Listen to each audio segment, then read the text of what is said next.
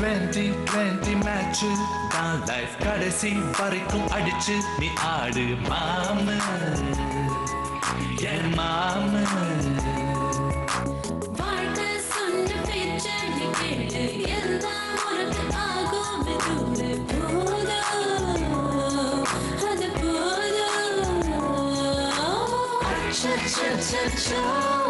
ஏதேதோ ஆயாச்சோ அட 5 நிமிஷத்தில் இருந்த இன்பமும் பறந்து போயாச்சோ நெஞ்சத்தை கிள்ளாதே அது பாவம் கொள்ளாதே நெஞ்சத்தை கிள்ளாதே அது பாவம் கொள்ளாதே.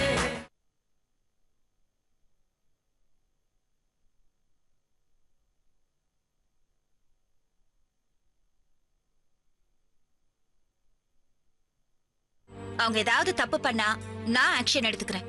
நீங்க உங்க வேலையை மட்டும் பார்த்தா போதும். இன்னையோட மத்தவங்களை பத்தி கம்ப்ளைண்ட் பண்றதை விட்டுருங்க. இந்த பொண்ணு எதையோ மறைக்கிறா. இல்ல காவியாவை காப்பாத்துறதுக்காக இவ பொய் சொல்றான்னு நினைக்கிறேன். சரி, நீங்க ஒண்ணு பண்ணுங்க. அவங்க கிட்டே போன் பண்ணி கேட்டு இந்த அமௌண்ட்டை எஃப்டிக்கு டிரான்ஸ்ஃபர் பண்ணலாமான்னு கேளுங்க.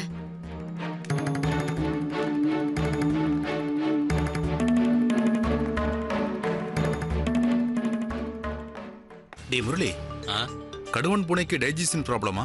இங்கே அங்கேயும் அலையுது. முதல்ல உன்னை உதைக்கணும்டா. அடுத்தவங்கள வம்பிழுக்கிறதுலயே குறியாரு. முதல்ல சீனுக்கு பிடிச்சிருக்கிற அந்த ஃபைலை ஒழுங்கா பிடிக்கிறியா? தலைகீழ பிடிச்சிருக்கடா.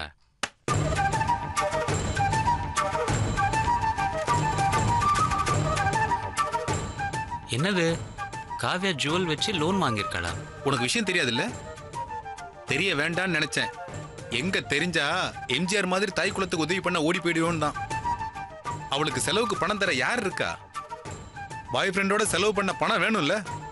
அதான் இன்னைக்கு பேங்க் வந்திருந்தா செயின் அடமானம் வைக்கிறதுக்கு. எதுக்கு எடுத்தாலும் முடியாதுன்னு சொல்ற கடுவன் போனா அவளுக்கு உடனே சைன் பண்ணிடுச்சு. இவெல்லாம் இன்னும் கஷ்டப்படணும்.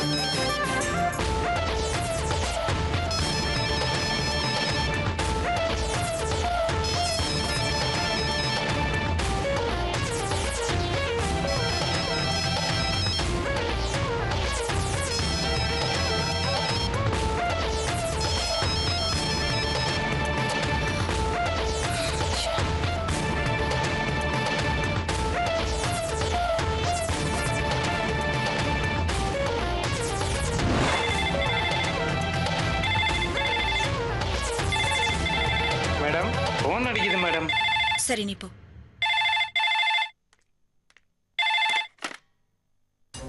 ஹலோ ஹலோ அக்கா, நான் விஜி பேசுறேன்க்கா. சொல்லு விஜி. இல்ல 2-3 தடவை உன் செல்லுக்கு கால் பண்ண, ரெஸ்பான்ஸே இல்ல.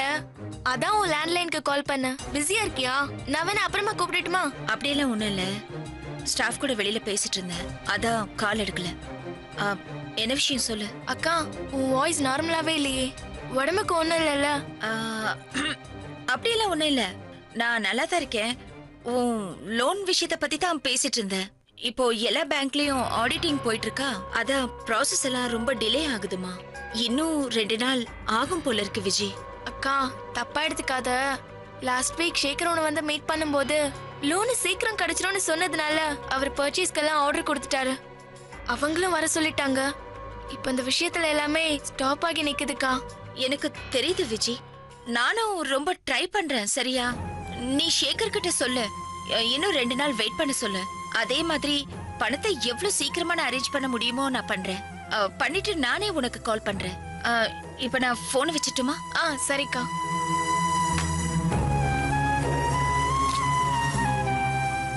சேகர் கிட்ட வந்து எப்படியாவது பணத்தை அரேஞ்ச் பண்ணி தரேன்னு கமிட் பண்ணது தப்பா போச்சு. டாக்குமெண்ட்ஸை பார்த்துட்டு சொல்றேன்னு சொல்லி இருக்கணும். எப்படியாவது பணத்தை அரேஞ்ச் பண்ணணுமே. Excuse me ma'am. ஆ, வாங்க முரளி. மேம், மிலிட்ரி ஆண்டிகிட்ட ஃபோன் பண்ணி அந்த எஃப்டி விஷயமா பேச சொன்னீங்க. நான் ஃபோன் பண்ணி நீங்கள் சொன்ன விஷயத்த சொன்னேன். இப்போதைக்கு எஃப்டிக்கு ட்ரான்ஸ்ஃபர் பண்ண வேணாம், அக்கௌண்ட்லேயே இருக்கட்டும் அப்படின்னு சொன்னாங்க. லஞ்சுக்கு அப்புறமா உங்ககிட்ட பேசுகிறேன்னு சொன்னாங்க. அது அவங்க பணம், அதை எப்படி வச்சுக்கணுங்கிறது அவங்க இஷ்டம். ஓகே முரளி. Okay ma'am.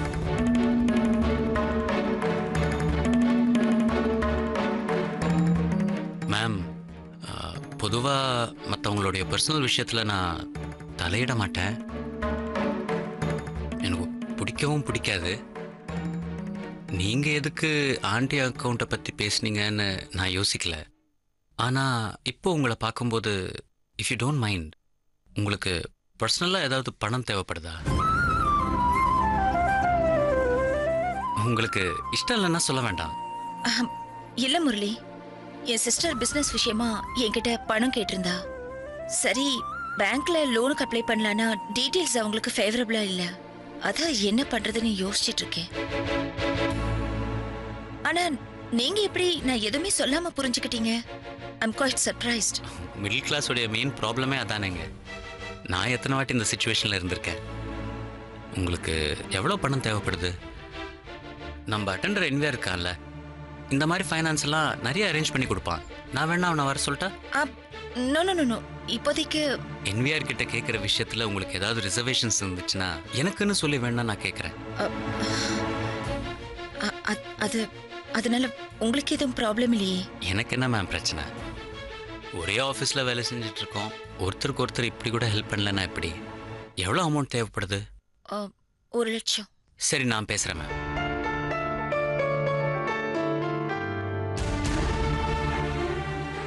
ஒன்றும் இல்லை, காவ்யா அவ செயினை பிளட்ஜ் பண்ணி லோன் வாங்கினதா கேள்விப்பட்டேன். வித் யோர் பர்மிஷன் நான் பணம் கொடுத்து அந்த செயினை எடுத்துக்கிட்டா? Okay, sure. அப்புறம் இந்த என்விஆர் கிட்ட லோன் வாங்குற விஷயத்த மத்தவங்க கிட்ட சொல்ல வேண்டாம். எஸ்பெஷலி சிவா கிட்ட. அவருக்கு தெரிஞ்சா தமிழ்நாட்டுக்கே தெரிஞ்ச மாதிரி. நான் 2-3 மந்த்ஸ்ல முடிச்சா அதுக்கு முன்னாடியே பர்சனல் லோன் போட்டு அந்த பணத்தை திருப்பி தந்துடுறேன். நோ ப்ராப்ளம் மேம், நான் பார்த்துக்கிறேன். Okay, thank you. Sure ma'am.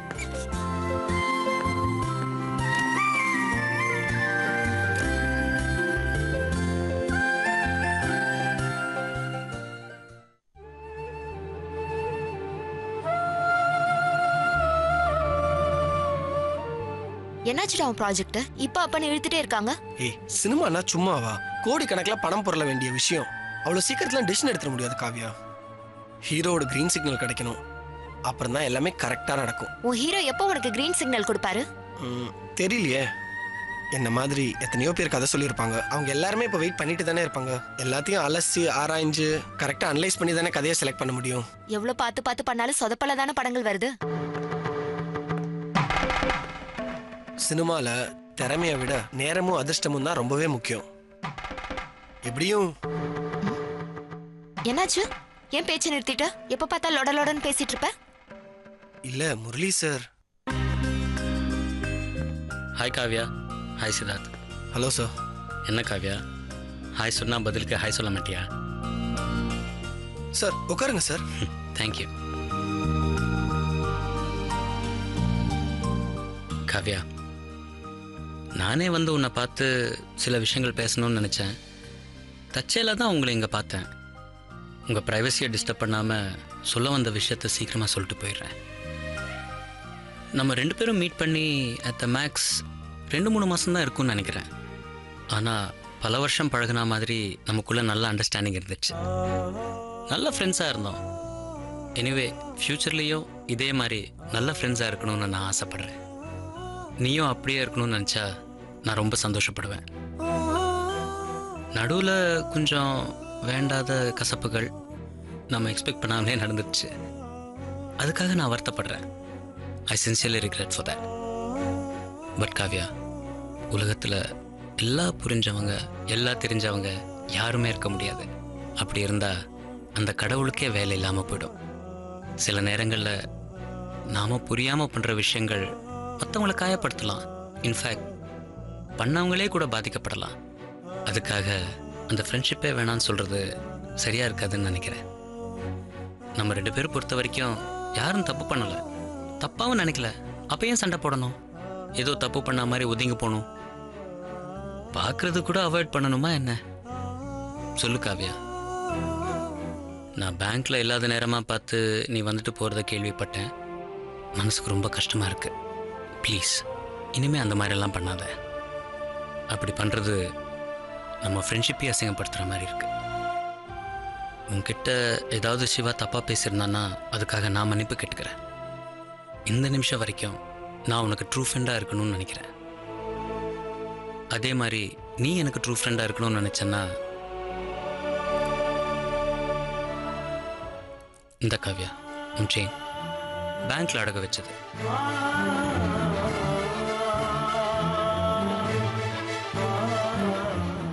சந்தோஷமான நேரத்தில் ஃப்ரெண்ட்ஸ் நிறைய பேர் இருப்பாங்க, ஆனால் கஷ்டமான நேரத்தில் ஃப்ரெண்ட் இருக்கணும். அவன் தான் ட்ரூ ஃப்ரெண்ட். நான் உனக்கு ட்ரூ ஃப்ரெண்டுன்னு ப்ரூவ் பண்ணுறதுக்காக தான் இதை பேங்க்லேருந்து மீட் எடுத்து வந்திருக்கேன். போட்டுக்கோ. முரளி சார், நான் உங்களை தப்பா நினைக்கல, எப்பவும் நினைக்கவும் மாட்டேன். I have very high regards for you. ஆனா மத்தவங்க என்ன தப்பா நினைக்க கூடாதுங்கிறதுக்காக தான். ப்ளீஸ் என்னை கம்பல் பண்ணாதீங்க. இந்த செயின் எனக்கு வேண்டாம். திரும்பவும் சொல்கிறேன், நீ என்ன உன்னுடைய ஃப்ரெண்டுன்னு நினச்சேன்னா இந்த செயினை நீ எடுத்துப்ப, போட்டுப்ப. வரேன்.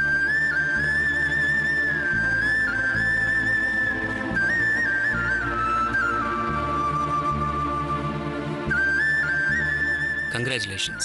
Thank you sir. You both make a very good couple. Kavya, Siddharth நிஜமாக ரொம்ப நல்லவர். He'll take very good care of you. All the best. நான் வரேன்.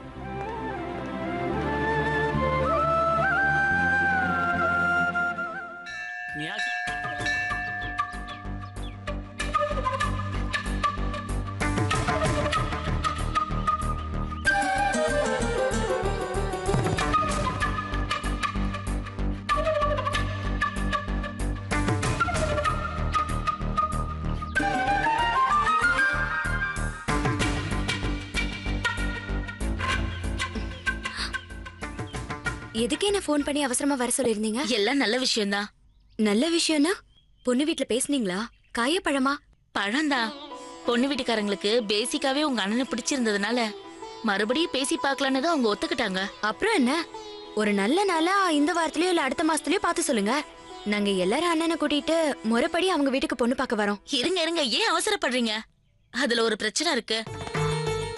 அது சுமூகமா முடிஞ்சாதான் அடுத்தது நீங்க சொல்ற விஷயத்துக்குலாம் போக முடியும். என்னங்க, நாங்க திரும்ப வழிய வந்து பேசுறதுனால எங்க கிட்ட கண்டிஷன் போட்டு கெத்து காட்டுறாங்களா? எங்க அண்ணன் பண்ணது தப்புங்கிறதுனாலதான் வீடு தேடி வந்து மன்னிப்பு கேட்க வந்த என்ன அலட்சியப்படுத்தி பேசும்போது அமைதியா இருந்தேன். ஆனா அதுக்காக அவங்க சர்க்கஸ் ரிங் மாஸ்டர் மாதிரி சொல்றதுக்கெல்லாம் ஆட முடியாது.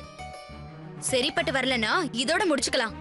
அவங்களுக்கு 100 மாப்பிள்ளை கிடைச்சா எங்க அண்ணனுக்கு 10 பொண்ணு கூடவா கிடைக்காம போக போகுது? பிருந்தா, இதுதான் உங்க பிரச்சனையே. எல்லாத்தையும் தப்பு தப்பா புரிஞ்சுக்கிறது, எல்லாத்துலயும் அவசரப்படுறது. பொண்ணு பார்க்க வர்றதுக்கு உங்க அண்ணன் தயங்கினப்பவே அந்த விஷயத்த தள்ளி போட்டிருக்கலாம். அப்பவும் நீங்க அவசரப்பட்டு எல்லாத்தையும் பண்ணீங்க. அடுத்து உங்க அண்ணன் பர்த்டே அப்போ நீங்க போன் பண்ணி பேசிட்டு பொண்ணு கிட்ட போனை கொடுத்திருக்கலாம். தேவையில்லாம அந்த விஷயமும் நடந்திருக்காது. இப்ப கூட பாருங்க, நான் என்ன சொல்ல வரேன்னு புரிஞ்சுக்காம நீங்களா ஒன்னு அர்த்தம் பண்ணிக்கிட்டு அனாவசியமா பேசுறீங்க. இப்படி எல்லாம் பேசினா சரியா வராதுங்க. ஏற்கனவே நீங்க பண்ண குழப்பத்தினால மேற்கொண்டு எந்த முடிவு எடுக்கிறதுனாலும் உங்க அண்ணன் கிட்ட ஒரு வார்த்தை கேட்கணும்னு அவங்க வீட்டு பெரியவங்க எல்லாம் சொல்றாங்க. அதுக்கப்புறம் தான் எந்த முடிவும் எடுக்கணும்னு சொல்லிட்டாங்க. நீங்க உங்க அண்ணன் கிட்ட பேசி வெளியே எங்கேயாவது பாக்கலாமா இல்ல உங்க அண்ணன் வீட்லயே பாக்கலாமான்னு அவரை கேட்டு சொல்லுங்க.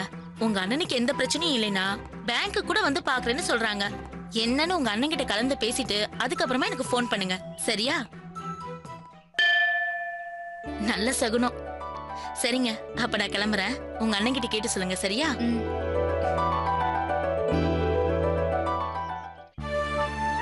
எப்படி இதை சமாளிக்கிறது?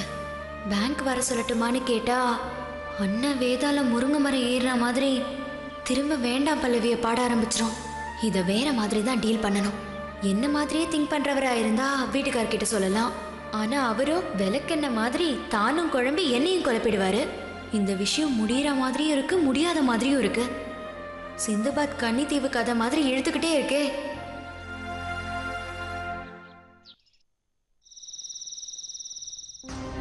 ம் ஏன் ஒன்னொன்னா வெயி. எனக்கு ரொம்ப பயமா இருக்கு. என்ன சொன்ன? ரொம்ப பயமா இருக்குன்னு சொன்னேன். காதுல வேலையா? நீ மணிரத்னம் படம் மாதிரி விட்டு விட்டா சொன்னா எங்க எனக்கு புரியும்? காலையில எழுந்தோடனே கண்ணாடியில உன் முகத்தை பாத்தியா? இல்ல, உங்க முகத்தை பார்த்தேன். வர வர காவியாவோட நடவடிக்கையே சரியில்லை. அவ போற போக்க பார்த்தா எனக்கு ஒரே பயமாவும் படபடப்பாவும் இருக்குன்னு சொல்ல வந்தா மொக்கையே அப்படி ஒரு காமெடி பண்ணிட்டு உட்காந்துட்டு இருக்கீங்களே. காவியா மாதிரி பசங்களோட ஜென்ரேஷனை பத்தி யோசிக்க ஆரம்பிச்சு டென்ஷன் ஆனோன்னு வெயி. பாதி பேரண்ட்ஸ் ஹாஸ்பிட்டல்ல தான் இருப்பாங்க. அந்த நிலைமை நமக்கு தேவையா? அதேக்கு வீணா நீ நினைச்சு டென்ஷன் ஆகுற. நானே டென்ஷன் ஆகி சில சமயம் அவளை கத்துறதெல்லாம் அவள் சேஞ்ச் ஆகணுங்கிறதுக்காக இல்லை. அவளை நம்ம கண்டிச்சுட்டே இருக்கோம், பார்த்துக்கிட்டே இருக்கோங்கிற ஒரு சின்னதாக பயம் இருக்கும். அதனால பெரிய தப்பா எதுவும் பண்ண யோசிப்பா. இந்த காலத்துலாம் சின்ன பசங்க ஸ்கூல் பசங்க கிட்டே செல் இருக்கே. காலேஜ் பசங்களை பற்றி கேட்கவே வேணாம். பசங்க தப்பு பண்ணுறதுக்கும் கெட்டு போகிறதுக்கும் அதுதான் பெரிய லெவலில் இன்ஃப்ளூயன்ஸாக இருக்குது. பேரண்ட்ஸால் வாங்கி தராமல் இருக்க முடியுதா? இல்லை அரசாங்கத்தால் தடை விதிக்க முடியுதா? சும்மா அதை பற்றி பேச ஆரம்பித்தாலே போதும். வயசான பாட்டிங்க நரம்பு புடைக்க டிவியில் இதெல்லாம் பசங்களை முட்டாளாக்குற விஷயம். பசங்க லாங்குவேஜ் இம்ப்ரூவ் பண்ணுன்னா இதெல்லாம் ரொம்ப அவசியம். பாதுகாப்புக்கே ஒரு பாதுகாப்புன்னு ரொம்ப பேச ஆரம்பிச்சிடுறாங்க. நான் தெரியாம தான் கேட்குறேன், இதெல்லாம் இல்லாதப்போ இருந்த ஜென்ரேஷன்லாம் முட்டாளாக இருந்தாங்களா இல்லை மாடு வச்சுட்டு இருந்தாங்களா? அந்த பாட்டியும் சேர்த்து தான் நான் சொல்கிறேன். சொல்லப்போனால் அப்போ விட crime rate, woman exploitation, raping எல்லாமே இப்போதான் அதிகமாக இருக்கு. நீ ஏதோ சொல்ல, நான் வேற ஏதோ டாபிக் போயிட்டேன். நான் இன்னும் கொஞ்சம் பேசினேன்னு வையி, ஒன்று நீ நின்றுக்கிட்டே தூங்கிடுவ, இல்லை பசிக்குதுன்னு திரும்ப சாப்பிட போயிடுவ. எந்த விஷயத்த சொல்ல வந்தியோ முதல்ல அதை சொல்லு. அப்பாடி, இப்பவாது கேட்டீங்களே. இன்னைக்கு காலையில நான் கோயிலுக்கு போயிருந்த போது காவியாவோட ஃப்ரெண்டு அனுவை பார்த்தேன். அனு தெரியும்ல உங்களுக்கு? தெரியும், அதுக்கு என்னப்போ? அந்த அனுவுக்கு தான் ஆக்சிடென்ட் ஆகி ஹாஸ்பிட்டல் அட்மிட் பண்ணிருக்காங்க. அவளோட வைத்திய செலவுக்காக 5000 ரூபாய் உங்க பர்ஸ்ல இருந்து பணம் எடுத்தேன்னா. நான் கேட்டப்பவே அந்த அனு பாவமா ஹாஸ்பிட்டல்ல இருந்து டிஸ்சார்ஜ் ஆகி வரதுக்கு 1 மாசம் ஆகும்னா. ஆனா அவ கொழுக்கு முழுக்குன்னு கல்லு பிள்ளையார் மாதிரி கோவில நல்லா தான் நடந்து வரா. நான் நினைக்கிறேன் பணத்துக்காக இவதான் நம்ம கிட்ட ஏதோ கதை விட்டு இருக்கா. அனு கிட்ட நீ ஆக்சிடென்ட் பத்தி விசாரிச்சியா? விசாரிக்காம இருப்பேனாங்க. என்ன பார்த்த உடனே அவ அப்படி ஷாக் ஆறாங்க. விஷயத்தை கேட்ட உடனே ஒரே டென்ஷன் ஆயிட்டா. அவங்க அம்மா அதுக்கு மேல டென்ஷன் ஆனாங்க. இவளை காப்பாத்துறதுக்காக ஹாஸ்பிட்டல் அட்மிட் ஆறது எஸ் அனு, நான் வி அனுன்னு எங்கிட்டே கதை விடுறா. என்ன முட்டாளாக்க முடியுமா? அதானே, அந்த அளவுக்கு அவ ஃப்ரெண்டு உங்ககிட்ட மோசமா போய் சொல்லி மாட்டியிருக்கா. அதை விட்டு தள்ளு. நான் ஒரு விஷயம் சொல்லட்டுமா? அன்னைக்கு பணம் எங்கன்னு நான் கேட்டப்போ பரபரப்பா ஃப்ரெண்டுக்கு ஆக்சிடென்ட் ஹாஸ்பிட்டல்னு டென்ஷனா இருக்கிற மாதிரி காட்டிட்டு ஓடினாலே அப்பவே எனக்கு தெரியும் காவியா அண்ட புழு புழுகிறான்னு. விட்டுத்தான் பிடிக்கணும்னு நானும் ஸ்லோவா இருக்கேன். அவளுக்கு தெரியாம அவ காலேஜில் என்ன பண்றா, செமஸ்டர் மார்க்ஸ் எல்லாத்தையுமே விசாரிச்சிட்டேன். பயப்படுற அளவுக்கோ இல்லை அதிரடியா பண்ற அளவுக்கோ அவ இன்னும் வரல.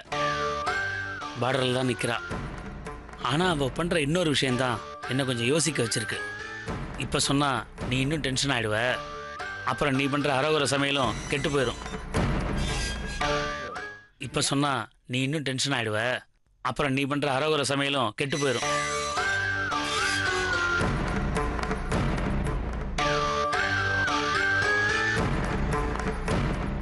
ஏய் நில்லுடி, இங்க வா. என்னம்மா, வழக்கமா அப்பா பண்ற என்கொயரியை இன்னைக்கு நீ பண்ண போறியா என்ன? அரஞ்சு என்ன தெரியுமா?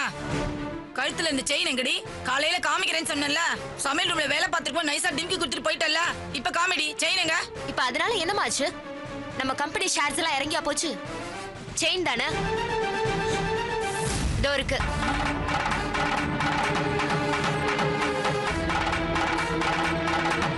சும்மா பயப்படாத, நான் செயின்லாம் வித்துற மாட்டேன். நான் ஓம் பொண்ணு. வேற ஏதாவது கேட்கணுமா? காலேஜுக்கு எடுத்துட்டு போன பேனா, பென்சில், ரப்பர் இதெல்லாம் இருக்கான்னு செக் பண்ண போறியா? என்ன விடுறியா? டயர்டா இருக்கு. காவியா, நீ ஆக்சிடென்ட் ஆச்சுன்னு சொன்னியே உன் ஃப்ரெண்டு, அவ பேர் கூட அனுப்பா? அனு. அவ இன்னும் ஹாஸ்பிட்டல் தான் இருக்காளா இல்ல டிஸ்சார்ஜ் ஆயிட்டாளா? என்னப்பா, ஹெட் இன்ஜுரி, ஆபரேஷன் வேற ஆயிருக்கு. அதுக்குள்ள எப்படி டிஸ்சார்ஜ் ஆக முடியும்? ஐசியூல இருந்து வந்துட்டா. பயப்படுறதுக்கு ஒண்ணு இல்லைன்னு டாக்டர் சொல்லிட்டாங்க. இன்னும் மினிமம் 2 வீக்ஸ் ஹாஸ்பிட்டல்ல இருக்கணும். சரிம்மா, நீ போ. காவியா, அவ எந்த ஹாஸ்பிட்டல் அட்மிட் ஆயிருக்கா, ரூம் நம்பர் என்ன, எல்லாத்தையும் என்கிட்ட கொடு. என்ன இருந்தாலும் அவ உன் க்ளோஸ் ஃப்ரெண்ட் இல்லையா? நாளைக்கு நானும் அம்மாவும் போய் பார்த்துட்டு வந்துடுவோம்.